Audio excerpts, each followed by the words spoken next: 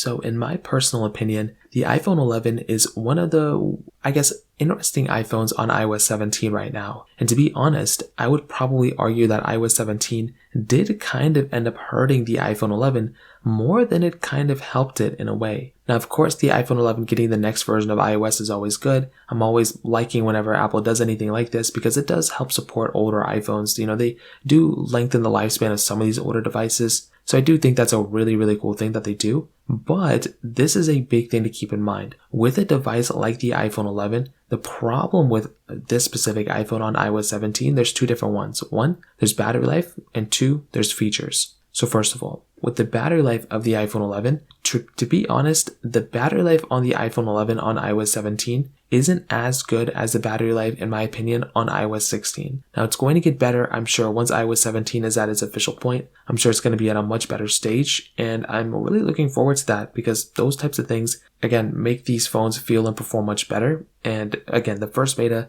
is not a dictation of what the last beta is going to be. Now, I will say from my tests that I've done, the iPhone 11 really isn't at an amazing point right now. It definitely has lots of issues. It's going to have lots of problems with an iOS 17, much like any other iPhone. But this does stem me directly into the next point, which is basically with iOS 17 and the features that are lacking within iOS 17 on the iPhone 11. So the problem with the iPhone 11 right now is that this iPhone is technically the cutoff point for a majority of, if not most of the cool features on iOS 17. So we're getting all the big features on these types of iPhones, but there are still lots of features that the iPhone 12 ended up getting on iOS 17, the iPhone 11 did not end up getting. These features include things like personal voice, no inline sentence finishes for the keyboard, even things like the hand gestures within FaceTime to signify, like congratulations or happy birthday or something. For some reason, the iPhone 11 did not end up getting those features, which is weird because last year the iPhone XS was the cutoff point for a lot of these,